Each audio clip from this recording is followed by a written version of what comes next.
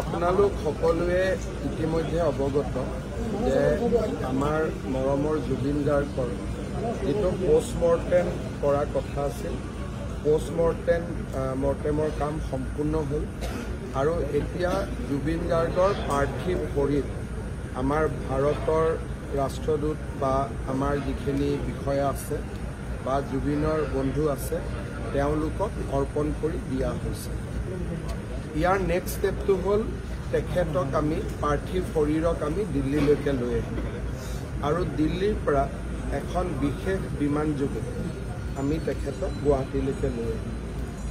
গুৱাহাটীত অহাৰ সময়টো আমি আপোনালোকক জনাম। গুৱাহাটীত আহিলে প্ৰথম পাৰ্থিৱ শৰীৰ জুবিনৰ ঘৰলৈকে আহিব। সেইখিনি সময়ত আমি বিচাৰিম যাতে কোনো ৰাইজ তাতে নাথাকে, কাৰণ জুবিনৰ পৰিয়ালটোৱে একান্তভাৱে অলপ সময় কটোৱাৰ সেইটোৱে শেষ সময়। কাৰণ এবাৰ সৰু সজাইত অহাৰ পিছত পৰিয়ালে জুবিনৰ লগত সময় কটাব নোৱাৰিব। গতিকে জুবিনৰ পৰিয়ালে আমাৰ পৰা বিচাৰিছে যে জুবিনৰ পাৰ্থিৱ শৰীৰ জুবিনৰ ঘৰলৈকে আহক আৰু জুবিনৰ 85 বছৰীয়া পিতৃক বা আন পৰিয়ালৰ খুব যিখিনি পৰিয়ালৰ লোক তেওঁলোকে যাতে অলপ নিবিড় মুহূৰ্ত তাতে কটাব পাৰে। তাতে 1 ঘণ্টা সময় থাকিব আৰু সেইখিনি সময়ত আমাক বেয়া পাব নালাগে।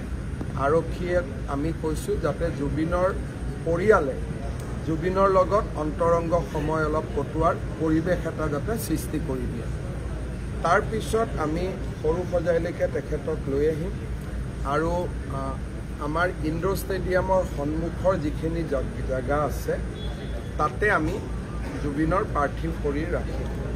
যদি বহুত বেছি বৰষুণ আদি হয় তেতিয়াহ'লে কণ্টিজেঞ্চি হিচাপে এই জেগাটো আমি ৰাখি থৈ দিম, কিন্তু এইটো বিকল্প।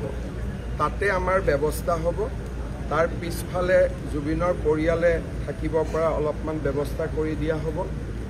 একেবাৰে নিকট বা খুব আত্মীয় মানুহখিনি অলপ চকীত বহিব পৰা ব্যৱস্থা কৰি দিয়া হ'ব।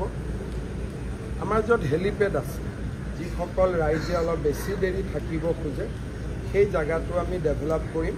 আমাৰ ইয়াৰ যিখিনি মাল্যৰ্পণ আদি হৈ থাকিব তাতে আমি চায়ো থাকিব পাৰিম আৰু গুৱাহাটীত বাকী যিমান আমাৰ ভিজুৱেল প্লেটফৰ্ম আছে তাতো আমি গোটেই আমাৰ ইয়াত শ্ৰদ্ধাঞ্জলি অনুষ্ঠানটো আমি পোনপটীয়াকৈ দেখুৱাই থাকিম। আমি জানো যে আমাৰ ইয়াৰ টেলিভিশ্যন সকলেও দেখুৱাই থাকিব। তথাপিতো যিসকল ইয়াত কিছু সময় থাকিব খোজে তেওঁলোকৰ কাৰণে আমি থকাৰ ব্যৱস্থা কৰি দিম।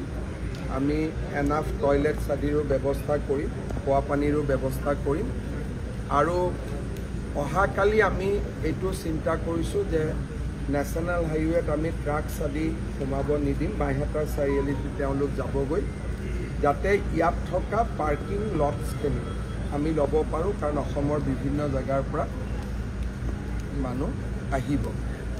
আৰু অহাকালি ৰবিবাৰ আছে, অহাকালি বন্ধ দিয়াৰ কোনো প্ৰাসংগিকতা নাই, কিন্তু যিদিনাখন জুবিনৰ অন্তিম সংস্কাৰ হ'ব সিদিনাখন আমি বিদ্যালয় মহাবিদ্যালয় আদি নিশ্চিতভাৱে আমি বন্ধ দিম। এতিয়ালৈকে এইখিনি ব্যৱস্থা আমি কৰিছোঁ। মই আশা কৰিছোঁ যে কালি নিচেই পুৱাতে 6 বাজি বা 7 বাজি নিচেই পুৱাতে আমি জুবিনক গুৱাহাটীত পাম।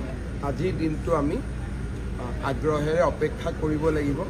মই চেষ্টা কৰিছিলোঁ আজি আনিবৰ কাৰণে, ছিংগাপুৰৰ কৰ্তৃপক্ষকো কৈছিলোঁ যে পোষ্টমৰ্টেম নকৰাকৈ পঠিয়াবৰ কাৰণে, কিন্তু অসমত যিহেতু তদন্তৰ কথা এটা আহিলে বা এজাহাৰ আদিও আহিলে, তাৰ পৰিপ্ৰেক্ষিতত আমি পোষ্টমৰ্টেমটোক খুব বেছি না কৰিবৰ কাৰণে আমি সুবিধা নাপালোঁ, কাৰণ ছিংগাপুৰ কৰ্তৃপক্ষ অলপ সচেতন হৈ গ'ল। ইয়াৰ ফিডবেকখিনি তেওঁলোকেও পায়। সেইকাৰণে আজি অনাৰ যিটো প্ৰচেষ্টা সেইটোত আমি সফল নহ'লোঁ, কিন্তু আজি নিশাৰ ভিতৰতে তেখেত দিল্লীলৈ আহিব আৰু দিল্লীৰ পৰা আমি বিশেষ বিমানেৰে তেখেতক গুৱাহাটীলৈ লৈ আহিম।